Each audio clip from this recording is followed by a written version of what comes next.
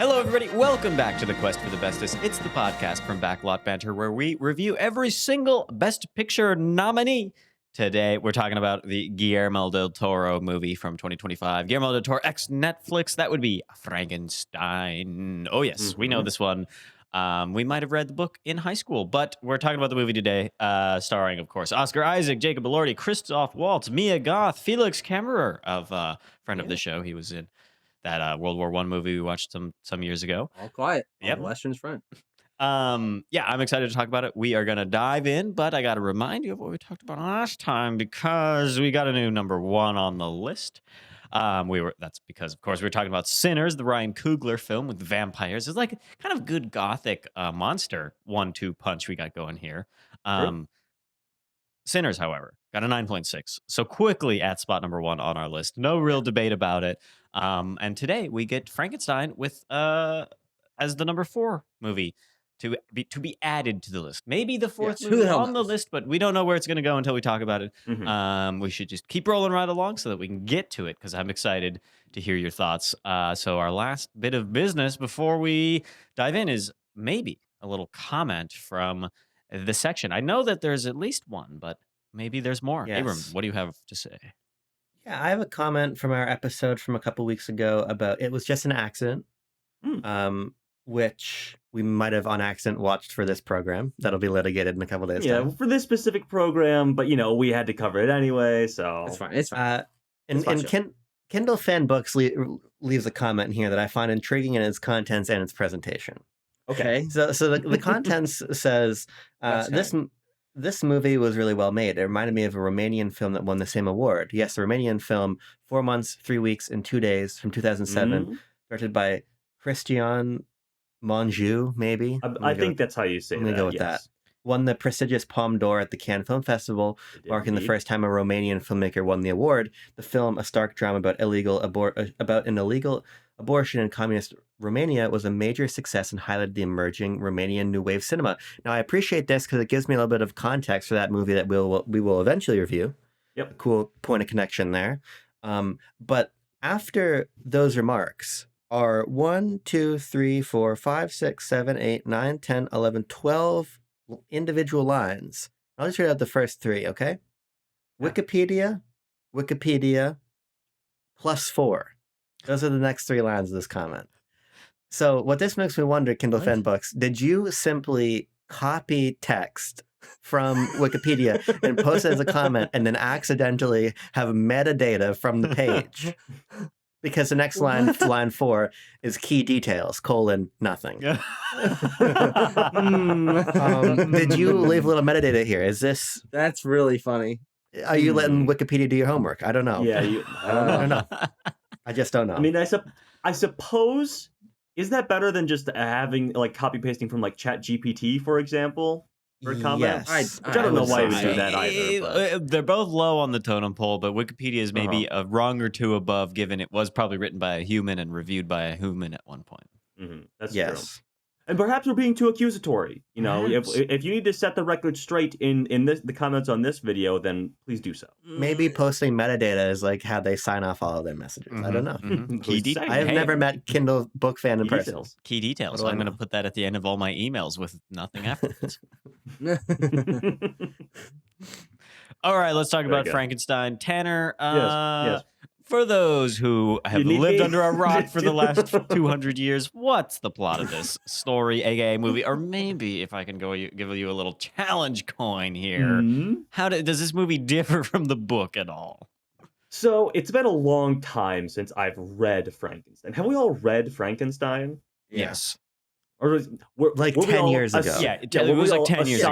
I was assigned, and it must have been the first half of high school, I think, for me. Yeah, oh yeah, that was like a sophomore year kind of thing. Yes. I think we did it 7th, 8th grade or something like that. So yeah, I'm smarter than you guys, but it's no big deal. Anyway, the story of Frankenstein is that there's a doctor. His name's Dr. Victor Frankenstein, and he wants to conquer death. In this, if I can take a page from, take the challenge from Timo, I believe a lot more about his childhood and the impetus for that kind of thing than there is in Mary Shelley's novel. But anyway, wants to conquer death. How does he do that? He has a rich financier come along who also has a little bit of self-interest involved. That results in him, harvesting body parts, putting them together, and giving life to a new creature built out of the body parts of, corpses.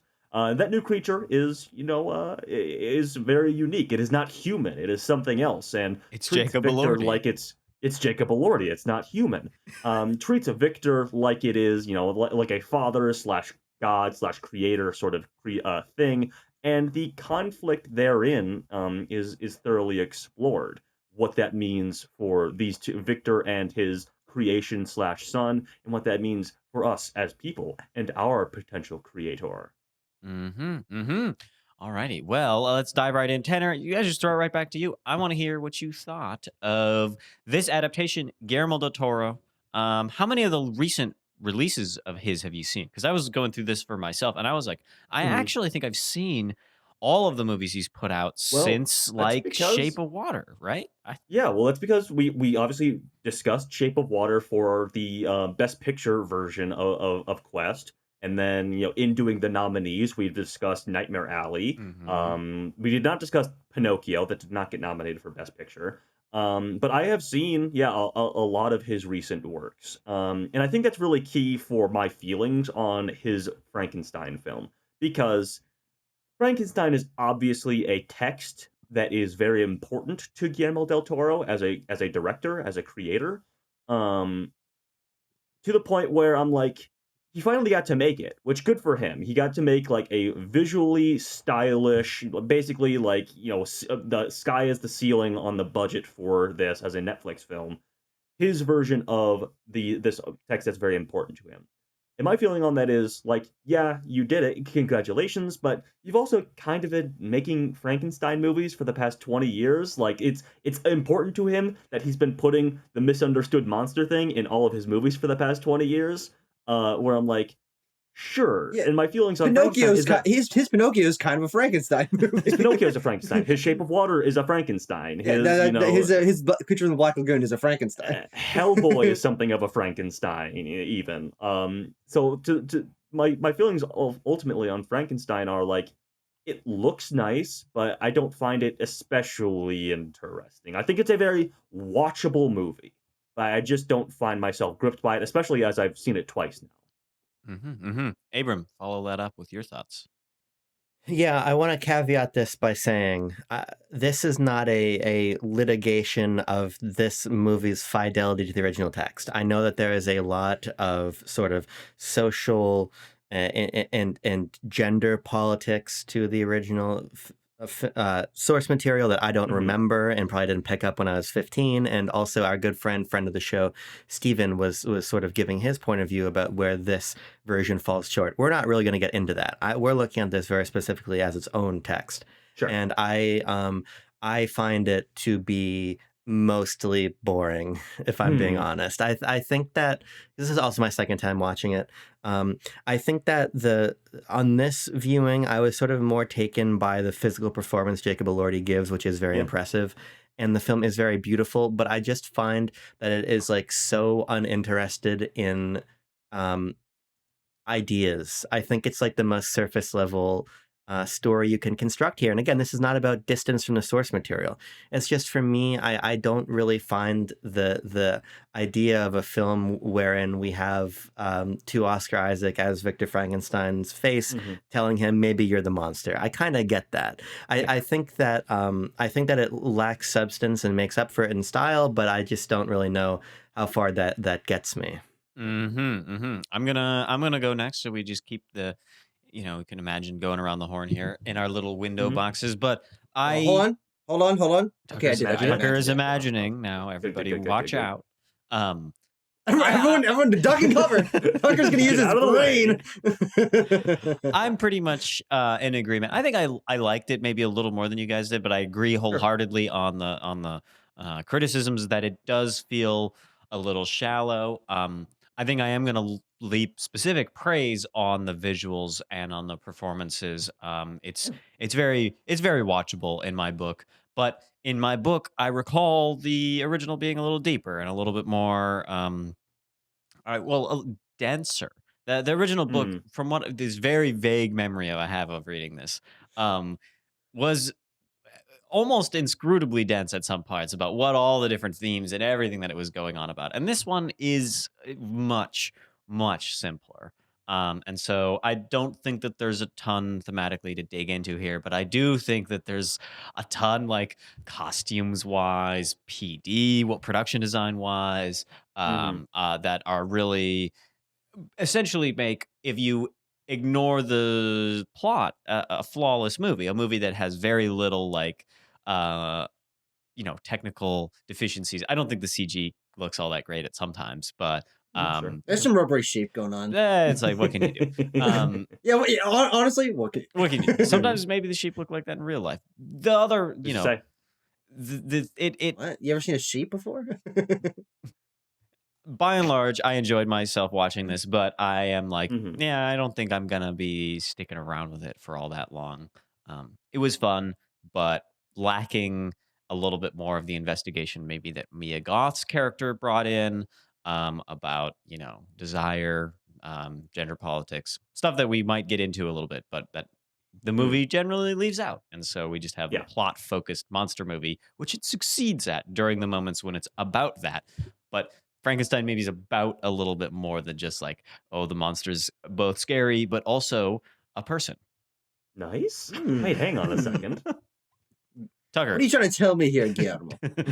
Round it out. Here's the texture I will add, because Okay. I agree with you on like an experience level.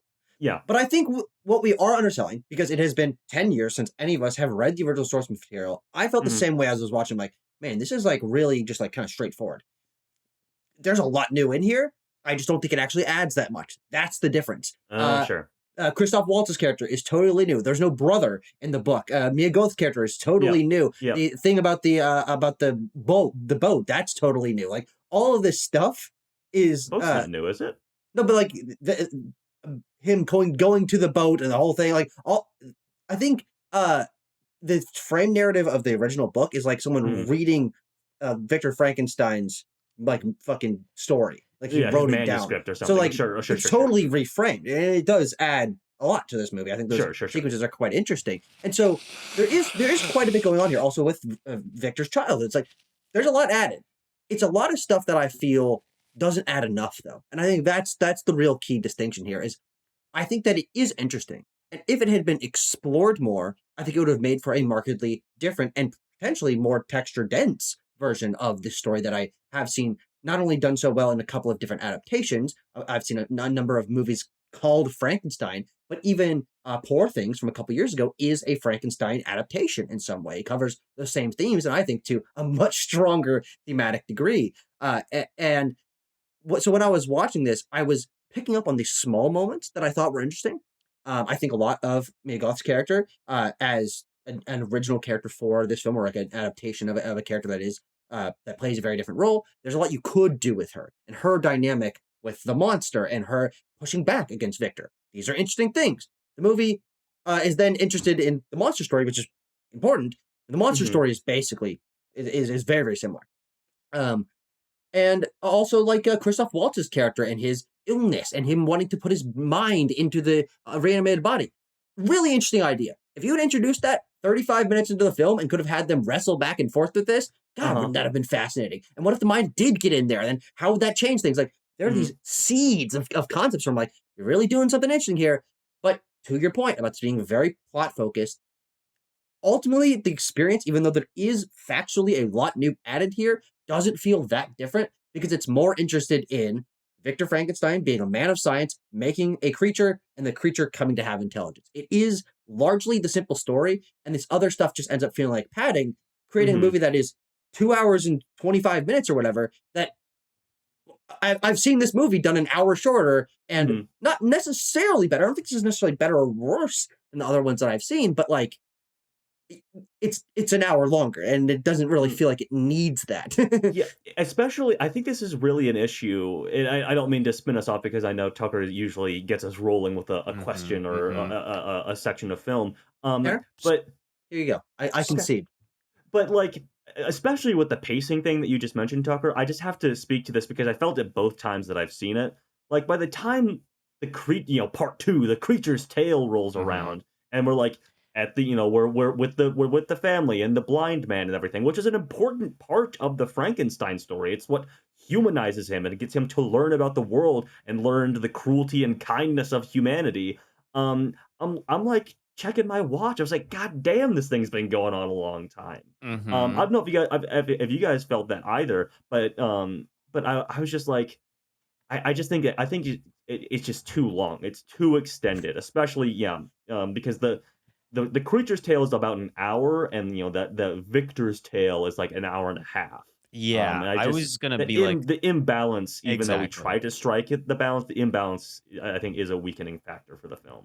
I think that maybe it's because I'm thinking about this middle bit where we're basically overlapped on our Victor tale and our creature tale, in which essentially what Del Toro is putting forward is the idea of the creature, the monster, as captive, as this sort of similar. He's like a son, he's a captive, and he's a newborn, and so these things are Can I all. say? I think that's the best chunk of the movie. Yeah, That, like, I think 20 minutes in the middle there. yeah, it's I really like. So here's the things about Del Toro's filmmaking style that I appreciate in this master of horror. So we got all these great horror elements that are building us a bedrock to which this story that is we know so well, right? We know the story, like it's just such a zeitgeist story for hundreds of years now that like we need something to make us watch, right? And I think the thing that makes us watch is that this movie is grotesque, and he is not afraid to go there with the visuals. But then this kind of next layer is the sentimentality of Del Toro as a filmmaker. We know this. I mean, I think about Nightmare Alley, sentimental film. Shape of Water. Shape of Water. Really sentimental movie. Pinocchio is all about, sentimentality. And so these two elements, like we must be unsettled and afraid to start the movie, but then we must really question that by the time we're in this middle section, which I like. But I don't think that we dive deep enough into the monster's own learning and understanding of like the kind of beginning of, like you say, the kindness and the cruelty. This is the major theme that the monster is understanding. And in this moment where he's locked up, I just want more tension. I want more like confrontation between Frankenstein and his monster to really heighten this kind of animosity that's going to come through later about the monster not being able to die, not being able to feel pain, and this like everlasting life after death as very much a curse. I need it to be established in this moment, because that's when I think we're like firing on all cylinders as a movie. And then when we get to the monster's tale, there is something, it feels lacking, like not in a I guess in like a plot way, or in like a character way. I'm like, I get our character now, and yet I also in that middle section I'm like, I desire more development. So yes, this like the gruesomeness, the sentimentality, but then this character that is not necessarily challenged enough right in the middle at his inception. Let me make a claim here. Okay. And I'm curious how we all feel about this. Mm-mm. I don't find this movie particularly gruesome. I don't think it's that affecting as a horror film. I agree. I think it dips its toe in, and it really can briefly dial things up, but the dialing of it up is in like action scenes. It's in like fight scenes, which is not necessarily is something that you go to a Frankenstein film for, but I contend that like the anatomical stuff and things like that, like when he has the body all tied down and sort of like that cradle position, and he the back flaps are opened up and he's like pinning and prodding in it. I'm like, it's a cool design, and like for someone with a weaker stomach, certainly I could see that being affecting. There's, I think, this. Maybe it was the milk you were drinking. Maybe it was. I think that the film sort of is able to effectively put us in the shoes of Victor as somebody who is sort of scientifically curious about the body in a way that is not repulsive. It's not repulsive to him. It's interesting to him. And I think that, there's a shot. I think the one shot that makes my stomach turn a little bit is when he has the forearm open and he's pulling like a layer of sinew out of the forearm. Yeah. And I think that there, to me, there's this more than horror, there's this effective way that I kind of feel amazement the same way Victor feels amazement. And I think that's effective, but I also feel like, and I hate to do the monsters too hot discourse on Quest for the Bestest, but I kind of feel that way. I think that this is a very easy version of all of this. Yeah. Well, once he's made, once we're looking at Jacob Elordi's face under the beautiful makeup, it's like he's there. Yeah, and again, like I said before, I don't have a good enough grasp of the book to say that it is different and bad. I'm saying in the experience of viewing this version of Frankenstein, I feel like in his conventional beauty and in the work that we do through Mia Goth's character to sort of indicate his intelligence and seed these ideas of his purity, I don't feel like I need the creature's tail. To be honest, I feel like I get that in the observatory. And I just feel like between this, what I would perceive as a broad lack of repulsion and a real fixation on many different types of beauty, I don't really feel that this is a particularly graphic or arresting movie. I think it's easy, and I don't. Maybe that's not an issue, but I feel like it's not too. There's no tooth. There's no bite to this to me. This is what I have to say about this. And Abram, I agree wholeheartedly, but I think it is a more core issue. And if we want to talk about the core issue thing, we should probably talk about the text, the source text. But I know we keep going back and forth on should we address it? Should we compare it to that? Should we not? But again, I opened up my opening thoughts with obviously, Guillermo del Toro loves Frankenstein. He's basically put it in all of his movies that he's made.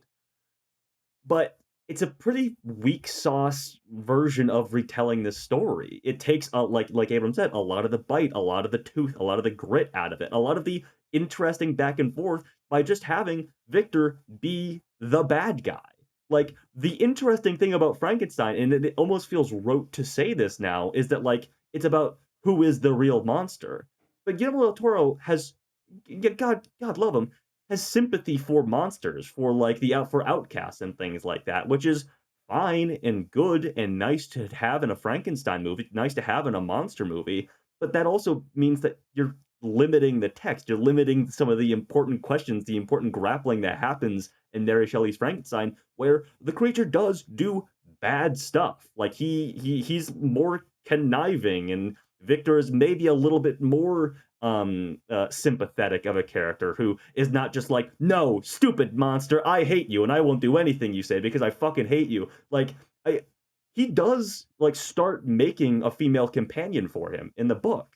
He's you know what, you bring up a great point. Maybe this is a route that we go down, and then he has that existential dread of oh, the devil's repopulating and conquering the earth. I shouldn't do this anymore. Don't give her a uterus. Yeah.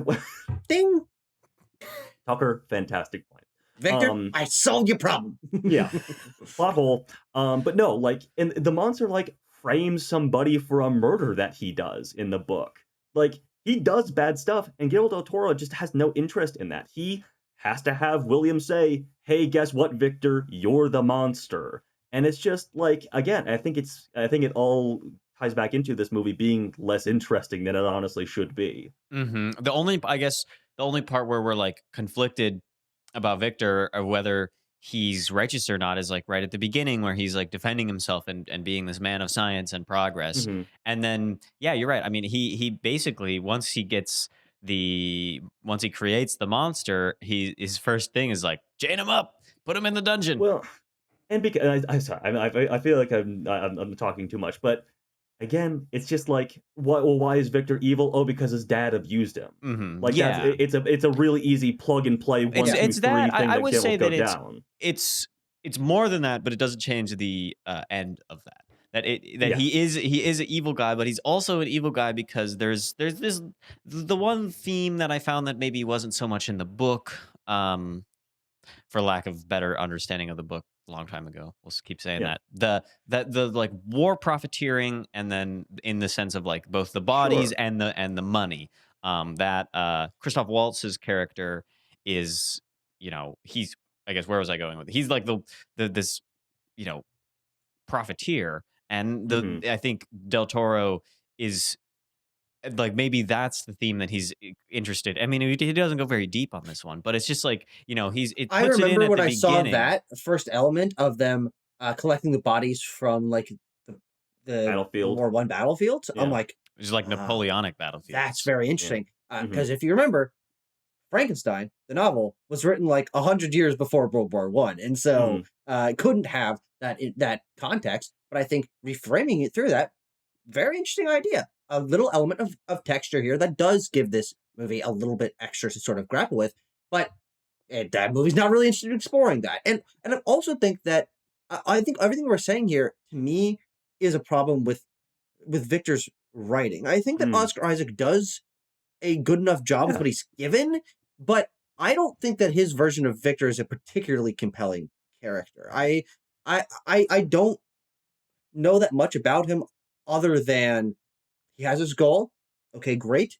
And he likes Elizabeth. Like these are very simple character elements. And even though we do get the texture of, okay, here's what his childhood was like, the loss of his mother, the relationships that he had with his brother when he was a kid, this stuff Mhm. is set up, and I'm like, okay, cool. How are we going to play into this? The and I think a good place to start, because I think this is where this movie does add texture or does add narrative elements, is in the love triangle between Victor, Elizabeth, and William, which is there's like a jealousy between Victor and William from childhood, Yep. and that they like spend decades apart, and they come back together, and but then William is barely a fucking character in this movie. I mean, he is just so not a player that this element that is added that could add some context to maybe the misogyny of Victor as a character, to his mistreatment maybe of his brother, which is like there but not really. Like this concept, the seed is planted, it just does not sprout into anything meaningful. I am so glad you raised this, Tucker, because I want to take what you said and I want to change it a little bit. Okay. I don't think those are the three people in the love triangle. Mm. I think it is. You got It's it. Victor, You got it's it. Elizabeth, and it's the creature. Yes. Sure, fair enough. But yeah, But Yeah. I think the single most I think well, that it's a square, Mhm. or it's a sure.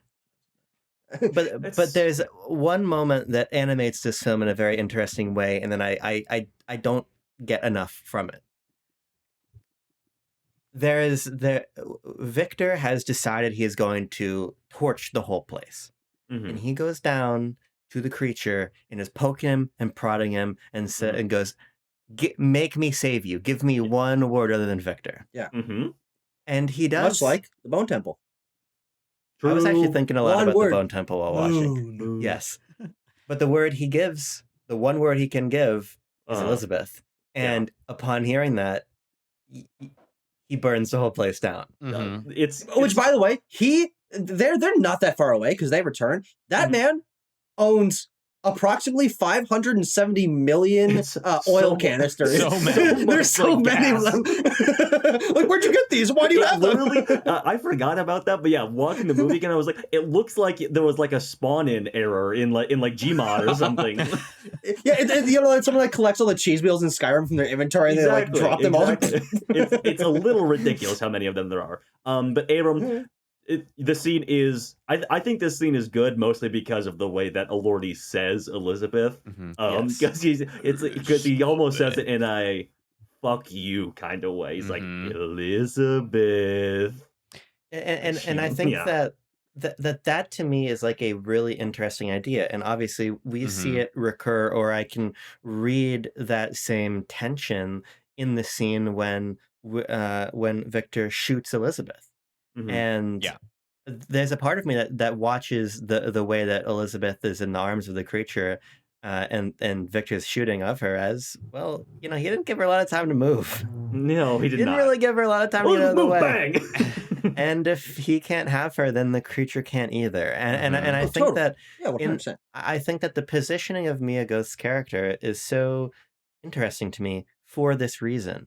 The way that she is both like this moral center of the movie, but then also this object that all of the male characters are in some way or All 4 of another them. chasing. Mhm.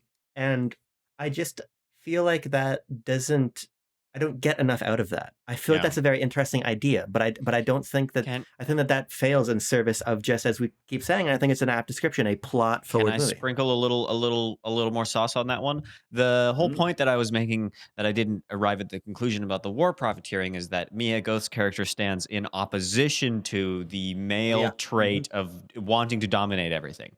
Yeah. And which is, I think, very present in this movie. One of the very main central themes of Victor's character is that, Mhm. and that he is condemned for by his creature and by Mia Goth, who at this point we're not even going to call her by her name, just her actor. But that it's both the domineering over all life on Earth, right? With via the wars, via the politics, via all this bullshit we know and love that still exists today. But then it goes one step further to dominate over death and to bring, this is like the most maybe central theme of Frankenstein as a text. But in this movie, I think it is centered through this kind of this moment where all of our characters are like together. That the domineering, the monster doesn't have this desire innately, and it's shown that what his desires are pretty unclear, other than for companionship. That's the only one that's like stated outright. And so I find that yes, this is the thing that gives me a little bit more, but then I don't find the conclusion drawn out to be like what to be done or what to conclude from this folly of attempting to domineer everything and truly everything beyond the realm of what was previously conceived. That's like that's a theme, I would say. It's a sort of Mm. interesting one. Yeah. I don't know. It doesn't go. It I doesn't think go the far reason enough, why too. it doesn't work for me is because, again, I think all this stuff is set up for something where I am feeling a different direction for the movie that it ultimately doesn't take, because I do think that the chapter where I mean, frankly, almost the entirety of the monster's tale Mhm. at the farmstead is that's the most like by the numbers section of the movie. I was like, okay, I know what's going to happen, and it happens in the way that it happens. Yes. And that also means that a lot of the things that are set up in that first half that I do think, all right, I'm interested to see how these sort of play together and culminate in a way that might make this a texturally different film are totally dropped for like a 35 plus minute section of the movie, where like I'm just imagining, and I often don't think that it's particularly fair to like compare a movie to like an imagined version of it, but I Mhm. do think that the seeds are established for something where the monster ends up being with Elizabeth, and she's the one that educates him, and then Victor's jealousy comes to a boil, and she dies in that way. But they're so separated. Well, because he's at this goddamn farm for Mhm. so long, like literally months of the year, and then a long section of the film, that by the time that the monster ends up going back and finding Victor and asking for companionship, and then Elizabeth just goes into the room and gets shot basically immediately. I'm like, that's not a satisfying conclusion or continuation even of Mhm. any of these things that are established in, I think, what I believe, and it seems like you guys agree, is the most interesting section of the movie, with this education and the idea of a strict upbringing versus one of caring. Like, these are elements that I'm like, the education of the monster is one of the most interesting elements of this story to Mhm. me personally. That's why I love Poor Things so much. But they set up these things, and then they drop what's unique about it for, here's the story that you know. This is the baseline version. Yeah. And they just like jump back in, just like, no. Yeah. It doesn't make that scene particularly compelling to me. Yeah, Mhm. I think it's a issue of structure, because I agree with you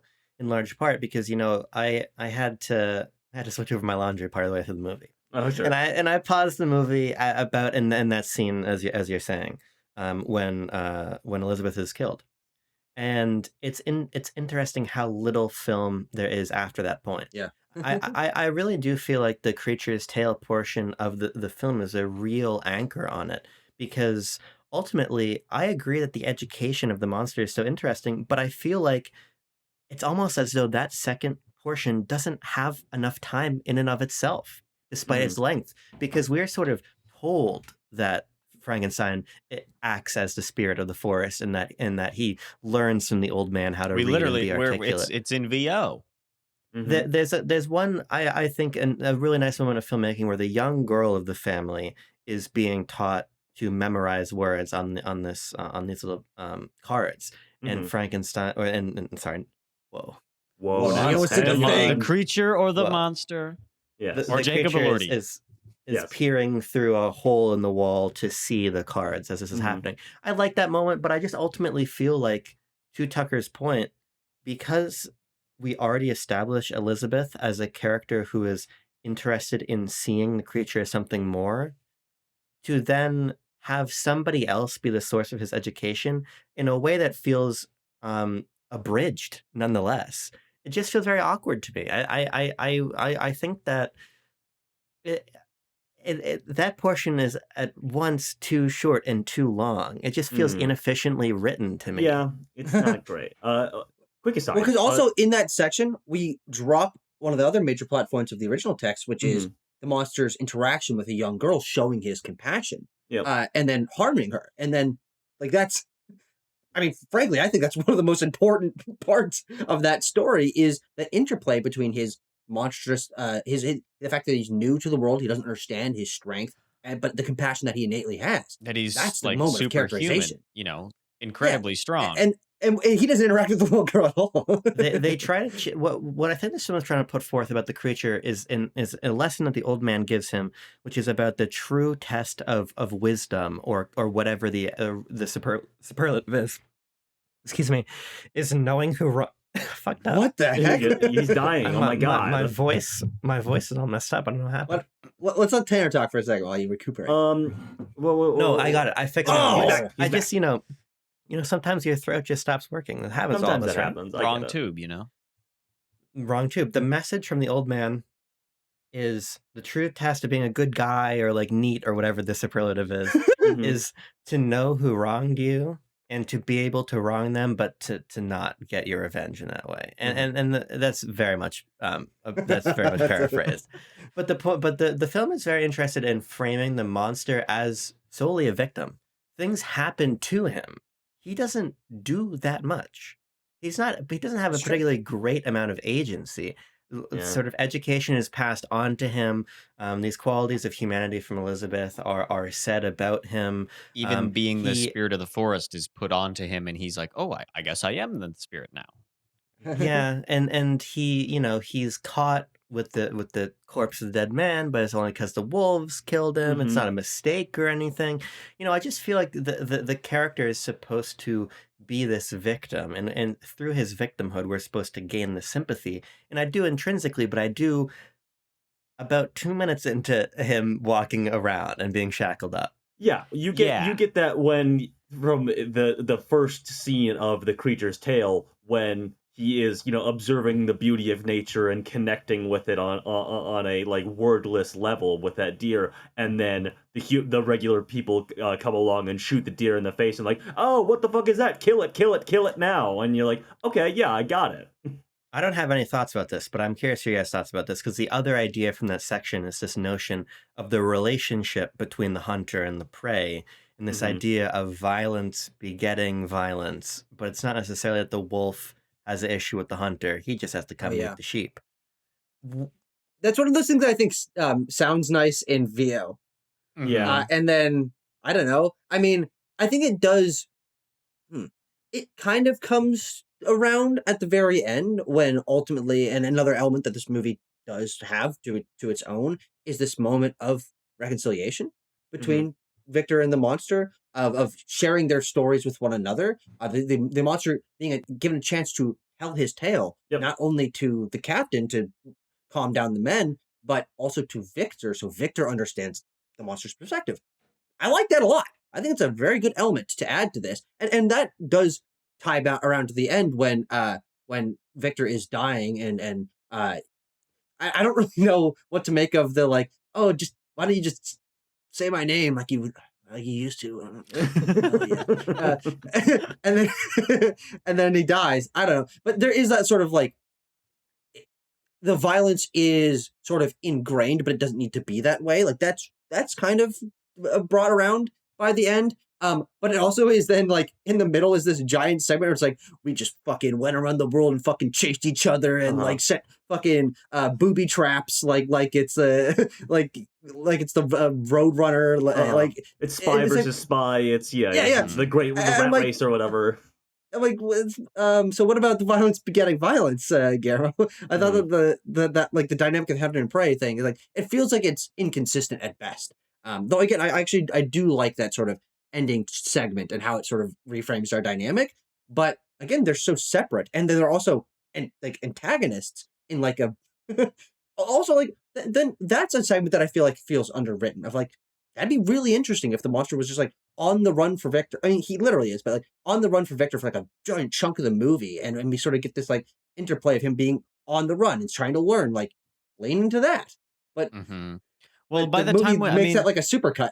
yeah, it's like I don't even the kind of for me it's like Del Toro is maybe uncertain or is actually certain, and it might be not the right choice about whether the monster is hunter or prey. I mean, we think to that moment with the deer, and then all these other like animal moments in the kind of homestead farm scenes, wherein the monster is treated as an animal by other animals. There's like a, you would think about it if it were just a person in his place, the animals would not act how they do. And so this is an intentional choice to make him both be this kind of in between. He's human shape and human ability and maybe human mind, but the animals see him as more animalistic and more like base, and so that is like not explored.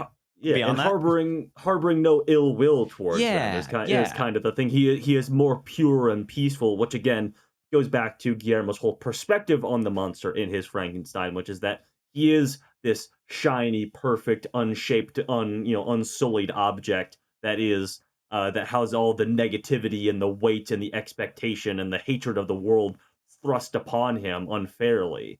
Not necessarily like a creature that goes that grows to spite its creator because of the horror of being a creation.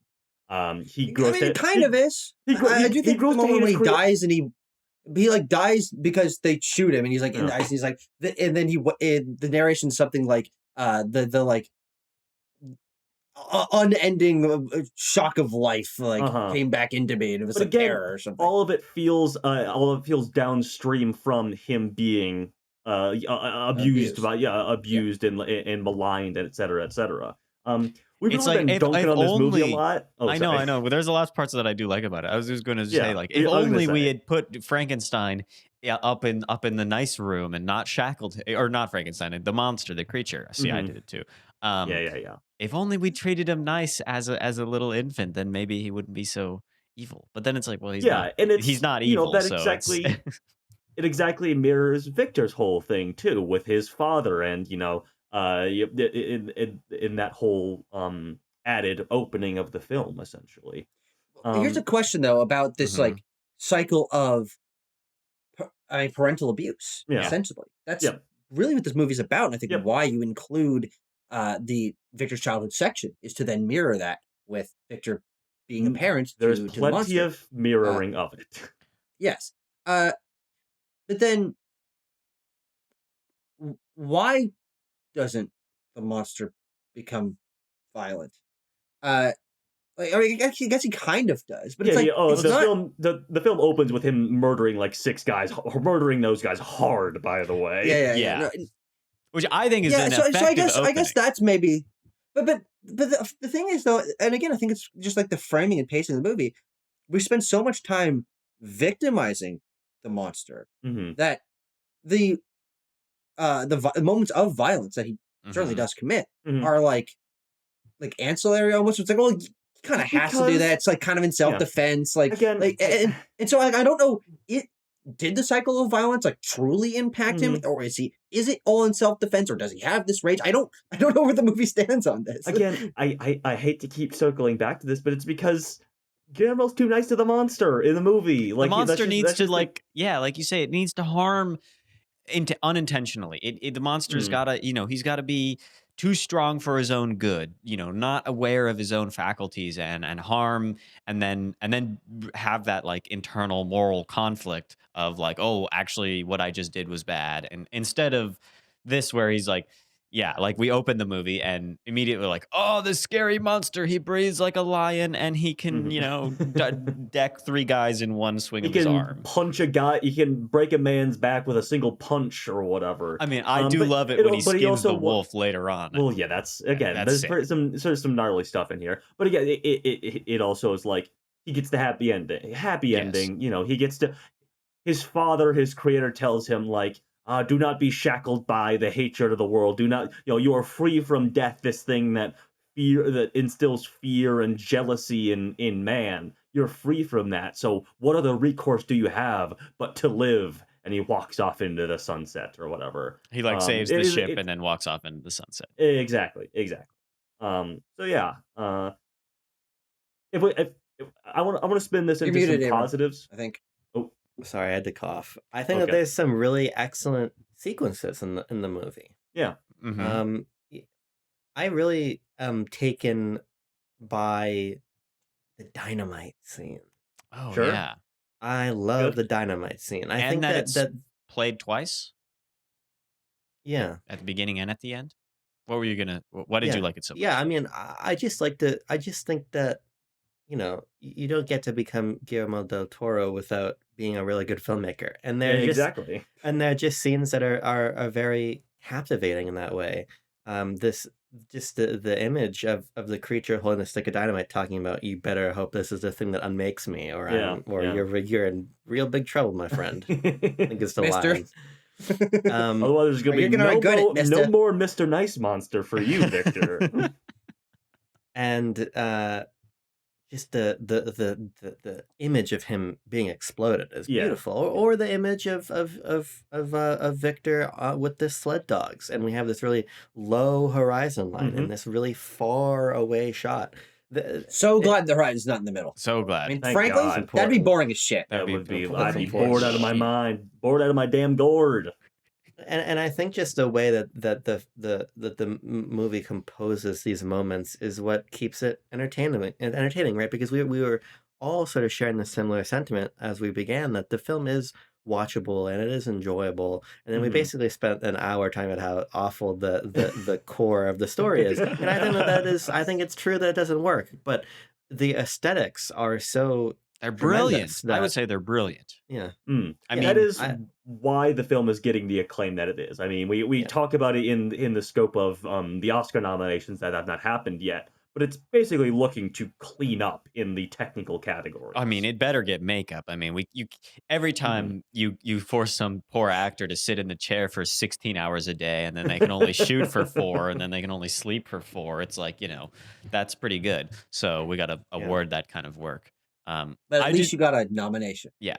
The moment that I really like is from this, just the ways that our production designers and our costume designers can externalize the anatomy of humans. I just love this moment where we're looking at the flayed back, and we're doing. I also just like this kind of idea that I don't really remember if this is in the text, but I like this kind of modernizing it.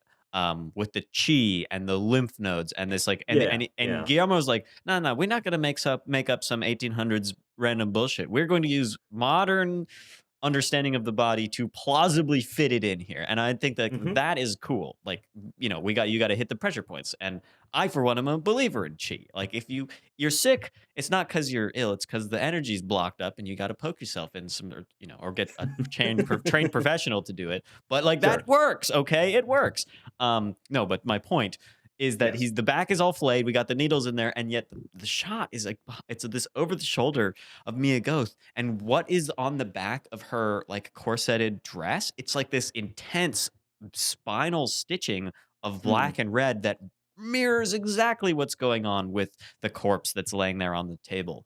Unlike this like constant symbolism of the costumes that people are wearing. I really think that this should be nominated for costumes, and it I don't know if it'll win. We got to see the nominees, the other nominees for that category. But Yeah. like the fact that Victor has this kind of his evolving outfit is so cool to me. The way that he starts with this kind of dark, like there's two dark tops, a top and a bottom, with this red kind of necktie kerchief thing, and like that Mhm. evolves. And it sticks with him, and he has this cross for a while, but then as he goes farther and farther towards, you know, the mad scientist role that he fulfills, he loses more and more of the outer layers until we're at the, you know, his final look is just the white t-shirt and the black pants. Like, I think Mhm. that there's really some serious thought being put into our costumes. I like our kind of not so placed timeline. Like Tucker was saying, it's maybe we got some World War I battle scenes, but we know the book is from earlier than that, and so it could be other ones. You know, when the characters to be clear, reference to be clear, it is set in 1855. It is Yes. on screen at the beginning of the film. Okay, yeah. It is And not then, World like- War like- One. No, and they're talking about these European Napoleonic wars and like that kind Yeah. of stuff. Which there were plenty. Like, you don't need to be bringing it up to the World War to have I guess that's anti-war themes in continental Europe. They were Mhm. killing each other all the damn time. They love doing that over there, don't they? Man, I wonder why she wrote this book. hmm What I'll say is that you're right, 1857. But also that's like 50 years after the original novel was written, so it is Exactly. still like a comparative modernization. Interesting. It is.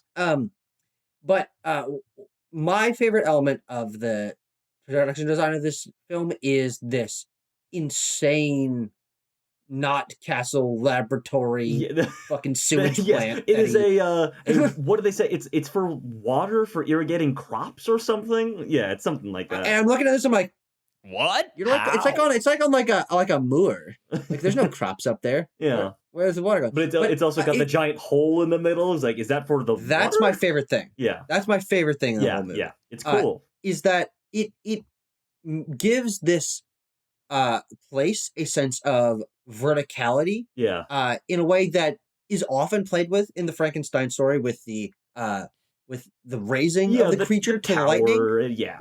But I like the the idea crucifying of of him, arms Mhm. stretched straight out. I like the idea of not having to raise the monster, but instead conducting the energy down to the monster Yeah. through this gigantic tube that then also is a Chekhov's gigantic goddamn tube. Yeah. Because Christoph Waltz falls down It's nice and the gigantic slippery tube that anyone could fall it's down so concaved easily. in. There's no safety railings or anything. It's like, yeah, you slip. It's like porcelain tile all the way down.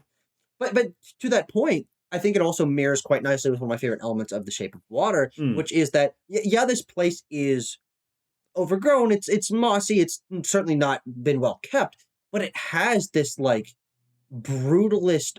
Like you can tell it was clean once. It's not this like crumbled, decaying castle. It is Mm. it is still there underneath the dust and the vines or whatever.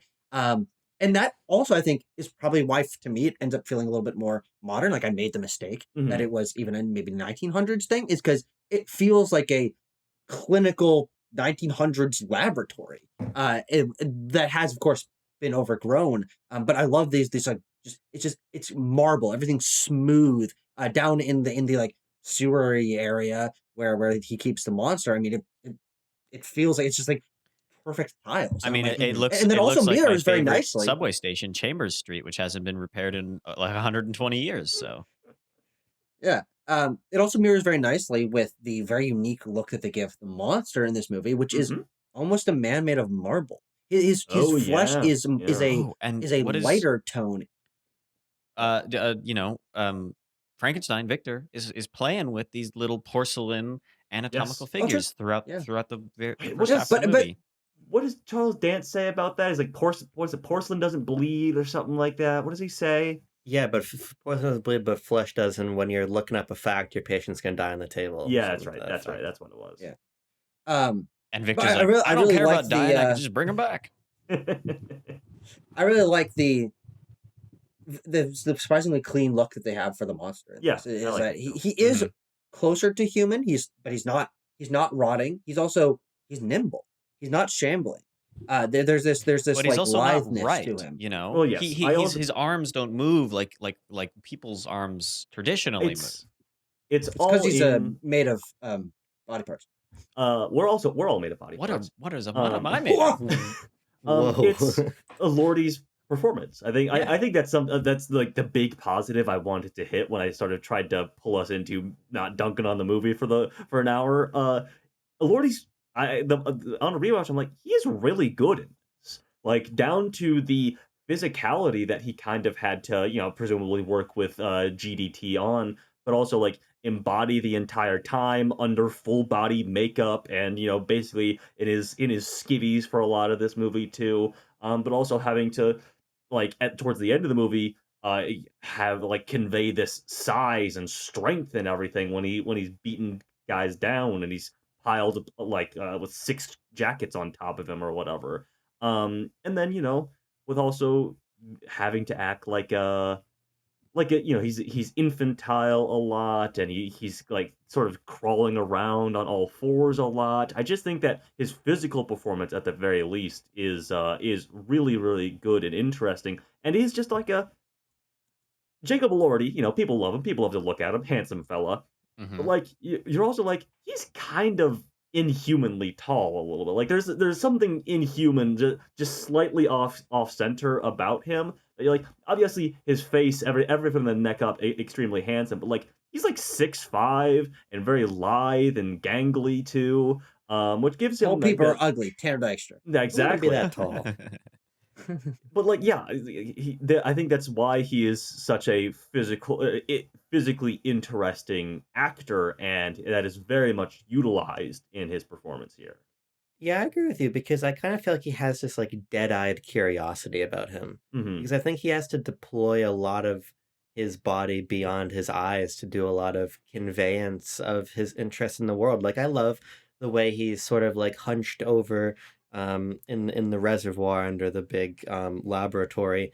Like the way he'll poke a leaf to watch the leaf Hmm. amble down the river and out the outflow or whatever. And a lot of that is like in the way that he wraps his big 6'5" man arm around his big legs and he's like hunched Uh-huh. up in a peculiar way. I think the way Yeah. that he, as you're saying, adopts this, it's inhuman, but it's also just like weird to see these very childlike mannerisms from a guy that's like 1 million feet tall. Exactly. And so I think it's really good, and I think it goes a little unnoticed. On my first watch, I wasn't really paying attention to it because I think Mm. that you like when he stands up, I think he loses something because that performance is just sort of less, like unfamiliar. Yeah. Like at a certain point, he just becomes like a tall guy wearing a big cloak. Sure, that's fair enough.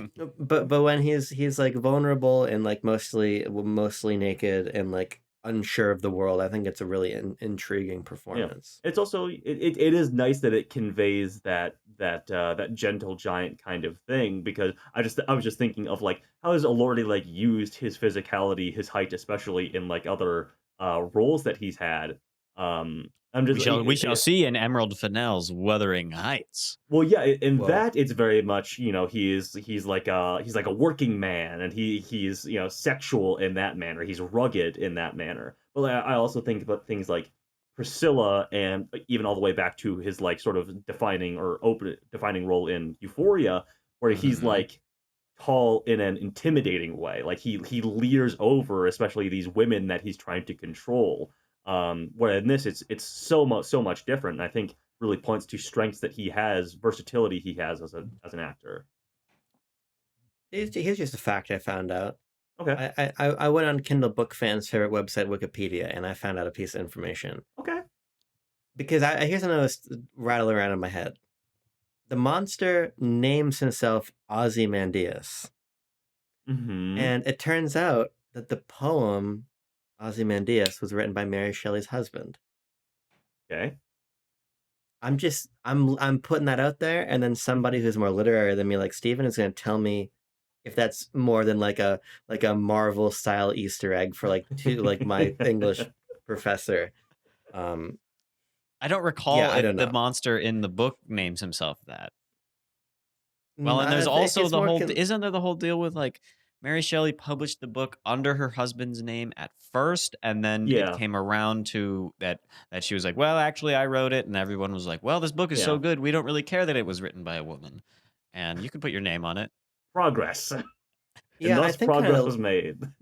to that end, I think sort of the last thing we should hit on a little bit more specifically is just Hmm. Mia Ghost's character. Oh, sure. Mhm. Yeah, I think that she's Which to me, one, probably- Abram? She plays Victor's What? mom as well. Oh. Oh, really? You guys didn't You catch never see her that? face? I didn't catch that, really. I mean, Oh, Not well, really. no, yes, she has like prosthetics and makeup and stuff on, but she does play Victor's mother. Yeah, I didn't which know. is God, which, brilliant line producer move. 2 characters for the price of 1. which is also two underutilized characters for the price of one. which Well, is a GDT point, and it's again, I hate to go back to it being like, come on, Guillermo, but like a little bit rote to have like an Oedipus thing going on with Victor's character Yeah. too, but Prometheus mama's and boy. Oedipus. Uh-huh. He wants to fuck his mom, and then he wants to fuck the woman that looks I like thought his that's mom. what the Okay. monster named himself. No, Oedipus. No, he's making a joke. Yeah, Oh, yeah. Goodness, sorry. it's a joke. I think, but this Jesus. again, it comes back to sort of the missed opportunity of the movie for me, because I think there is something interesting to this this misogyny that undergirds it. Even like this scene that I think is really interesting, where Victor and Elizabeth are sitting down for a meal, and Victor thinks either earnestly or in a goading way that what's in her parcel of books must be some kind of romance, Yeah. heated rivalry style. Colleen novel. Hoover. Some Colleen. Colleen people we meet on vacation. Are you reading something like that? Yes, exactly. And it's books about bugs. Bugs. Mhm. And I just think that it is disappointing to me that by merit of the structure of the creature's tale, the only time we see Elizabeth then after the big fire is for her to dote on the monster for about 10 seconds and get killed by it. Shot, Mhm. yeah. And she says some kind of line to him when he lays her down that stone dais, but I'm not recalling it right now. Oh, yeah. I I don't remember that what it is moment, but either. like I don't remember what was said either. Mhm. I just there's this idea that Elizabeth has about ideas not being valuable. It's about the execution of the ideas that's significant. And she invokes the war Mhm. as that. These ideas of country and humanity and peace or whatever are neat. But then everybody, Peace or whatever the fuck. Yeah. and then they're dying choking on the mud for him. Yeah. But I don't know. I think that the characters that are here to just sort of respond to the plot are disappointing to me. I wish that we got a little bit more from her, but we just don't. Mhm. Yeah. I would agree. Yeah, it's a little bit disappointing for especially for her to be pitched as like the feminine perspective in opposition to like the male, the overriding male perspective, the male domineering over everything in the world that we're going up against, even down to like clearly like the womb envy thing that Victor has going on. It's kind of like core to his character in the source text and in Guillermo del Toro's version that carries over. I think of his little porcelain doll thing appears to be like a pregnant woman by the looks of Mhm. it. Yeah. Yes. Yeah. So yeah, there's definitely that, and so she has. There needed to be more material for her outside of maybe like the monster isn't stupid and can be nice, and maybe you're mean, Victor. And he's like, no, shut up. The monster's stupid. I'm not mean. How am I mean? bitch? Shut up. Yeah, I also think that frustration that Victor has, I know we're talking about Elizabeth, but to I think drive this point home of maybe her character and the intent to do exactly what you said, Tanner. Mhm. I don't even know if like it pushing back against Victor makes it like it obviously makes sense to me, but Victor's frustration with the monster I find to be like confusing. Yeah, Where I'm like, I don't think it's the most he's working well-done really part hard of at the film. this. He's working really hard at this. Mhm. He succeeds. The monster comes to life. It speaks a word which he didn't think was possible. He is caring for it. He's showing it this is what sun is. This is Mhm. what like he's cutting his hair or whatever. And like uh there's a and then there's just kind of like, oh well, the monster can only say one word, and so therefore He's I like, hate it, "Oh, and it's we'll start fucking whipping it. useless." I was like, I don't know. This makes what? sense to me. This makes I sense to think me. I can see where it makes sense, Abram. I'll let you run with it since you said that. Well, because there's the moment after Victor's mom dies in childbirth or whatever she's dying of at the moment. And he confronts his father, Mm-hmm. says and says, "Why, you fail." Yeah. And his father says, "You can't cheat. Nobody can defeat death." But he did indeed fail. And I think that there is, as you were mentioning earlier, this sort of parallel between these fathers. And I think it is a failure in Victor's mind that he did not make this fully intelligent creature, because there's Sure. even a echo of that moment Mm-hmm. when he's asked by Elizabeth about whether or not it's intelligent, Mm-hmm. and And he he's wishy-washies about very it. Yeah, he's like, he's man, yeah I'm not gonna say yes or no. because she also asked him if he failed, and he's very quick. He's very quick to have Mm-hmm. his father-like response to that notion. So I think that makes sense to me. I just think because I find the childhood portion inert, the parallel is not particularly meaningful. I also have like downstream of the womb envy thing I was talking about. Read on his frustration, and then again, I think we needed, God forbid this movie be longer. But I think we perhaps needed to build that out a little bit, as opposed to time jumping, montaging it a little bit. But like I think ultimately it makes sense to me that he's like, I did it, I created life, and now he has to like parent it and teach it. And like, this shit's boring, man. Why isn't it learning Yeah, shit? yeah. I like the moment where he's like, God, I haven't slipped a freaking wink in yonks, bro. And I'm like, that's what it's like being a dad, buddy. But I do like that sort of element of him being like an exasperated parent. Hmm. I think it's just interesting to me that even though I like this section so much, the frustration seeming to solely come from the fact that it can only say one word, not the fact that he made a a living creature out of dead flesh. Uh-huh. Like the juxtaposition between those things is so great to me, that his turn from being like decently caring, given the context of the film, at the beginning, to like only whipping and like abusing it, Hmm. uh, like it's a little too quick of a turn for me, because I I get think that. that's also where we lose a bit of characterization for him, Hmm. of he's a scientist at first, and I think again the most interesting part is when he's grappling with essentially being a first time dad, but then that evaporates so quickly that I'm like, I really would have loved to either see this I'm frankly just to see it more, explore more, like Hmm. watch that that growth happen for a longer period of time, and then also watch his frustration grow over a longer period of time. Maybe because the monster harms something, right? And then Hmm. that he realizes that he's created something that can do harm, and that causes him to hate the monster. Like I think there are things you can do that would make that turn to an abusive father make more sense for the character, outside of like he can only say one word. Yeah. Mm-hmm. I'm just Mm-hmm. looking through my notes. Is there anything else? I know I said, I think we all kind of said that the movie like looks nice, but I'll also say this.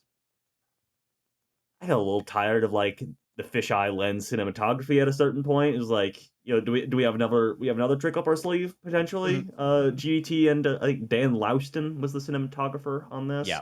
I was just like, yeah, I mean, this is it's how GDT shoots his movies. Like that's what Shape of Like Water looks like really too. wide. Like let's show Yeah, the set a lot, and but I don't. Maybe it was just because I was becoming increasingly unengaged by the movie that I was like, even the visual craft of it was a little bit samey to me as well. Um, I mean, yeah, I think that everyone is like good in it. Like, I don't think there's a bad performance per se. I think the weakness is in character, especially Yeah. with those side characters. Like you get down to Elizabeth, who we talked about, kind of the lack of material with, and then it just gets orders of magnitude worse down the cast list from there. yeah. Yeah.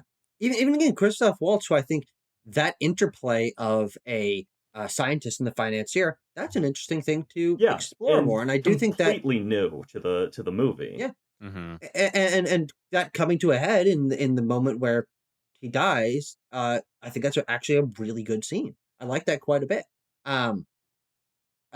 Just get his But head but hella smashed in by that floor. it's a really far fall, Tanner. I think that makes sense. Why don't we go test that? Yeah. Okay. Fair enough. But then also, like, his death doesn't really impact anything. Yeah, it doesn't impact anything. There's not even like a divide really between because Elizabeth never finds out, and frankly, William doesn't seem to care that much. Yeah, there's literally like kind of no consequence for it. It is literally just a justification from Victor to William as to like, hey, this monster killed this guy. Lie. But like Elizabeth, does that get conveyed to her? I forget. Do they remember. tell Elizabeth that supposedly the monster killed Christoph Waltz, her uncle, I by think the so. way? Yeah. I don't think so. I don't think so I either. I don't want to like write fan fiction about what Netflix I do. requires See, out this of its is movies. I was just gonna straight up do it as a joke. Sure. Well, this is just in the news again because of That's because it's in the news again. Is it Matt Damon or Ben Affleck? Someone. I think it was It's Ben Damon Affleck. for the rip said the thing that you're about to say. Everyone, go ahead. Well, I don't know. I'm pins and needles to watch the rip later this week. Well, fair I'll enough. say. But I think that there's just a degree to like there's a dumbing down of how the story is told. Mhm. And I'm not even saying that in comparison to source material. I'm just simply saying in the way that it feels like there is just really no actual tension in this movie. There are these things that don't like this guy is dying of syphilis and we learn that in a scene and he's dead the next and then his death is not important. We have William say to Victor, "You are the monster." We have a part 1 called Victor's Tale and a part 2 called The Creature's Tale. It's like there's no nuance to the movie, and I don't know if that's where the world and Netflix land, but I don't know. I'm gonna, with no evidence, Abram? claim that Okay. it completely is so, and that it's all Netflix's fault, and that GDT must stop working with Netflix if he wants to make movies with more thematic depth again. Yeah. Far be it from me to say like, well, Netflix is putting their thumb on Guillermo del Toro because he's got some sway and some push in Hollywood. But I mean, I watched it, back in like October, and I kind of felt this, and then watching it concurrent with, I think it was Matt Damon, where he says, like Netflix does ask you to like reiterate the plot 3 or 4 times throughout the film to like because people are watching on their phones. He's like, this is what Netflix executives said to me. They're also on their phones. They're also on their phones while they're watching, aka they're not really watching. Yeah, that's what I meant. I'm sorry. But he also said, and this is true of Frankenstein, that he's like, you have your budget for action sequences, and you usually save most of it for your third act action sequence. But these Netflix executives are like, well, we need one in the first like 5-10 minutes to get people hooked. I'm watching Frankenstein, and I'm like, it does. It has the creature murdering like 6 guys hard in the first 5-10 minutes, and I'm just like, it feels kind of Netflixy. You're right. I mean, it's like Netflix makes cool stuff still. Like I thought Rebel Ridge from the other year was fucking awesome. Yeah. Like there's good stuff coming to Netflix. It's not just like a I hate Netflix type of thing. It has Seinfeld, so of course I love Netflix. It's the Seinfeld app, of course. Yeah, it's the Seinfeld app, but I just feel like there's a degree to where I'm like distanced from the film because I feel like it is speaking down to me. Yeah. Yes. Yeah. Let's hope that Netflix reverses course on this this trend that maybe or maybe not is around. Because I don't really want Warner Brothers movies to also be like this. Well, yes. It's a bit of a worry, is it not? Is it not? Yeah. Oh well, be the change you want to see, right? I'm working on it. I think doesn't Victor say that to the creature at the end of the movie? In so many words. He peppers him with like platitudes at the end, doesn't he? Yeah. Yep. Yeah. In a unsatisfying way. I was unhappy with that. Like, okay, yeah, yes, we end the movie with reconciling and it's like I was like sentimental. Here we are. Yeah. I've got a number plugged in. I have not a clue what I want to give this movie. Man, it's I kind of tricky really- because I we've will say ragged on it a this. lot, but like I know. did enjoy it. I'm like, what does this movie get? I'm going to give it. I figured it out. I figured out what I'm going to give it. Okay, Abram good already job, already buddy. hit it, so let's just go. Oh, did for I? it. Sorry. Yeah, Yeah, well, I God, can see it, but it's Abram. okay. It's okay. 3, 2, Sorry. 1, go. Did you change it, Abram? No. Okay. That's at 5.5 earlier. Oh, I had it at 5.5, but then you know what's what honestly happened in my mind, What's up? and I changed it before you guys punch numbers in, so it's a valid change. Yep. I was trying to remember what movie won Best Picture last year, Uh-huh. and I couldn't remember that it was Anora. So I was Yep. tabbing through the tabs here, and I looked at it, and I saw that I gave Anora a 5.5, and I'm like, I like Anora a little bit more than this movie. Okay. So I went down to 5.1. Abram, I had that same experience like 2 or 3 weeks ago. I was like, okay, I'm gonna try to get a little bit more into, Yeah, yeah, get the ball Oscar-y rolling. mood. Yeah. I'm like, oh man, yeah, like Oppenheimer, everything everywhere. Last year was... Oh, and Nora. Oh. Yeah. Well, Abram said a little bit, but the average score is 5.7. Point breakdown is Tanner gave it a 5, Abram 5.1, Tucker gave it 5.6, and I gave it a 7.0. And so that's going to put it squarely at spot number 4 on the list. 5.7 is 2 whole points below Marty Supreme at 7.7. Yeah, it's tough. That's tough. Sorry, Guillermo. So, sorry, Guillermo. Yeah, I don't know. Stop getting that humongous bag from Netflix to make your movies. That's a hard. But, That's a like, hard request to He's make. got this out of his system now, so I'll be interested to see what he does next. Yes, yeah. Like, He made the this was movie that he's his- been trying to make for a long time. Not to invoke another, classic piece of literary material, but he's got his white whale now. I mean, why Well. not? Why not make that one too? Fuck it. I mean, the ship. That'd be kinda cool. The ship action was pretty good. I like a ship the- frozen in His ice. ship You know, stuff, and Yeah. he can do a costume, action, historical drama Period. kind of thing. exactly, So, yeah. exactly. Yeah. Well, what are we going to talk about next time? Is it close to a costume period drama action historical No, film? we're Or watching not? we're watching a modern film, a film that my ears perked up every time we said a certain word in this review. Sentimental was a word that came up a couple of times in this video, Yeah. and so I think I find it only fitting that we discuss sentimental value next time. Phew, Awesome. finally, we'll know the value of that shit. Mhm. Stellan, Lars von Renata, Trier. Elle Fanning. Best Mhm, Picture. mhm. Yeah, pretty star-studded. If you recall, The Worst Person in the World was the previous. No, this is a different No, director. same, Or did same Trier- director. Von And Trier did that one Joachim too? Trier. Joachim Trier, yeah. Okay. Oh, Joachim Trier. You said Lars, and Lars he's a and very Lars. different Not- guy. These are no different. Lars He's Von. making wicked No, different uh-huh. movies. Dogma Lars von 95. Walken. Uh-huh. No. Cool. Norwegian film hmm or Swedish? I wonder. Swedish, I think. Sorry. I haven't seen this one yet, and so I'm just really hoping. The previous of Joachim's had the dancing sequence at the end, which I Uh-huh. loved so much, and so. Wait, no, I'm thinking about a complete. Never mind. I'm You're off this. thinking of another I'm thinking round. about The another Worst Person in round. the World does have like that like time freeze fantasy sequence. Yes. And I won't. I mean, I'll keep my mouth Keep zipped. your mouth and shut. to- I haven't to- seen to- it at all. No spoiler one way or the other on that. But Maybe yes. I'll just clear the expectations from my head and go in like a new Frankenstein's monster with a Oh. tabula rasa. Certainly some Sure, generational sure, stuff sure, man. in sentimental value as well. It's a father and adult daughter kind of thing, reconciliation story. So yeah. Cool. Well, that'll do it from us today. Thanks for talking about Frankenstein. We hope to see more Guillermo del Toro movies in the future on this show, and probably likely so. And there's some Netflix dunking in sentimental value. I forgot about that too. Oh, There we we like go. that. We like Yeah. that. So we'll be back next time to talk about sentimental value.